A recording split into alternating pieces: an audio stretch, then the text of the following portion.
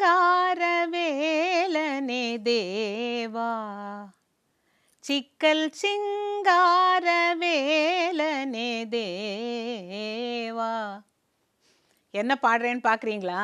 சிக்கல்ல இருக்கிற முருகன் ரொம்ப அழகான முருகன். அதை செதுக்கின சிற்பிய பற்றிய கதை தான் இன்னைக்கு நாம் கேட்க போகிறோம். இப்போ ராஜாக்களில் ராஜராஜ சோழன் அப்படின்ன உடனே தஞ்சை பெரிய கோவிலை கட்டியவன் அப்படின்னு தோணும். கோச்செங்கட் சோழன்ன உடனே அந்த யானை புகாத மாடக்கோயில்களை கட்டினான்னு தெரியும். அவங்கெல்லாம் நல்ல ராஜாக்கள். ஆனால் எல்லா சோழ ராஜாவும் நல்லவன் இல்லை, பொல்லாத ராஜா கூட இருந்திருக்கிறாங்க. என்னன்னு கேட்டாக்க, இந்த சிக்கல்ல அழகான ஒரு கோவிலை கட்டின ஒரு சோழ மகாராஜா அந்த சிற்பிகிட்ட கேட்குறான், ஒரு அற்புதமான முருகன் சிலை வடிக்க முடியுமா? ஆஹா, முடியுமே சொல்லிட்டு இறை அருள்னால் அவர் என்ன பண்ணுறார், 6 முகம் 12 கரங்கள் மயில்ல ஏறி உட்கார்ந்துருக்கிற மாதிரி 12 கரங்கள்லையும் ஆயுதங்களோட உட்கார்ந்துருக்கிற மாதிரி ஒரு சிலை வடித்தார். அந்த மயில் அப்படி அப்படி உட்கார்ந்துருக்கும். அதோட 2 காலில் இந்த இவ்வளோ பெரிய கல் சிலையோட பாரம் அந்த 2 காலில் மட்டும் தாங்கி இருக்கும். எப்படிங்க முடியும்? இவ்வளோ பெரிய பாறையில் அவன் முருகனுடைய உருவத்தை செதுக்கிட்டு கீழெல்லாம் எடுத்துட்டான். அந்த மயிலோட 2 காலில் இப்பேற்பட்ட பாரம் அப்படியே இருக்குங்கிறத பார்த்த உடனே ராஜா, அற்புதம், இது என்ன நிஜமாவே முருகன் வந்து உட்கார்ந்துருக்கிற மாதிரி இருக்குன்னெலாம் பாராட்டினான். பாராட்டிட்டு இந்த சிற்பிக்கு இதை நீங்கள் கோவிலில் நிறுவிடலான்னு சொல்லி நிறுவின உடனே இவனுக்கு ஒரு கெட்ட எண்ணம் வருது.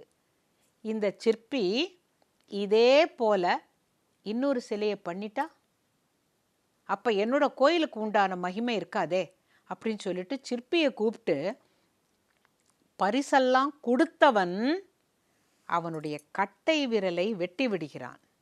இப்படி யாரான்னு செய்வாங்களா? அதனால தான் அந்த ராஜா பேர் இல்லாமல் போயிட்டான். எவன்னு கேட்டால் எதுக்கு அவன் பேரை நம்ப சொல்லணும்?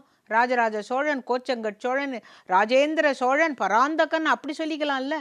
இவன் கட்ட விரலை வெட்டின உடனே அந்த சிற்பி ரொம்ப நொந்து போயிட்டாராம். முருகா, நான் உன்னை பார்த்து பார்த்து பார்த்து உன்னுடைய கண் திறக்கும்போது அப்படி உன்னை ரசித்து ரசித்து நான் செஞ்ச சிலை, அதுக்கு பரிசு ஏகலைவன்கிட்ட வாங்கின மாதிரி என் கட்ட விரலை வாங்கிட்டான் இந்த அரசன். சரி, பரவாயில்ல, நீ இந்த கோவிலில் சந்தோஷமாக இரு சொல்லிட்டு அந்த ஊரை விட்டு அந்த சிற்பி போயிடுறான். ஒரு ஆர்டிஸ்ட், ஒரு கலைஞன்னா அவனால் சும்மா இருக்க முடியாது.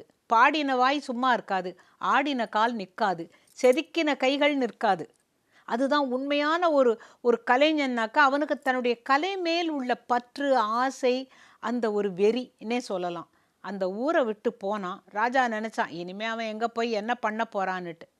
ஆனால் அந்த சிற்பி எட்டுக்குடி அப்படிங்கிற ஊரில் வந்து ஒரு இதே மாதிரி முருகன் சிலை அவன் என்ன சொல்கிறான், கட்டை விரல் போனால் என்ன, என் கருத்தில் இருக்கின்ற முருகனை நான் எப்படி வேண்டுமானாலும் வடிப்பேன்னு அதே போல் ஒரு முருகன் சிலை வடித்து எட்டுக்குடி அப்படிங்கிற கோவிலில் நிறுவினான். அதுக்கு முன்னால் ஒன்று சொல்லணுங்க. இப்போ இந்த சிங்கார வேலன்னு சொன்னேன் இல்லையா, நான் சொன்னது கல் சிலை. அங்கே இருக்கிற பஞ்சலோக சிலைக்கு இங்கே வேல் வாங்கி சக்தி வேல் வாங்கிறதுன்னு ஒரு விழா நடக்கும். அம்பாள்கிட்டேருந்து அந்த ஞான வேலை சக்தி தர அவன் இதை கொண்டு தான் திருச்செந்தூரில் போய் அசுரனை மாய்க்கிறான். அந்த வேல் வாங்குற அன்னைக்கு அந்த முருகனுக்கு அப்படி வேர்த்து விடுவான், அவ்வளவு உக்ரம். அது மட்டும் இல்லை, அங்கே இருக்கிற தூணெல்லாம் வேர்த்து விடும். அங்கே அதை பல்லாயிரக்கணக்கான மக்கள் அங்கே போய் பார்க்குற போது தான் புரியும் இப்படி ஒரு ஆச்சரியமானுட்டு.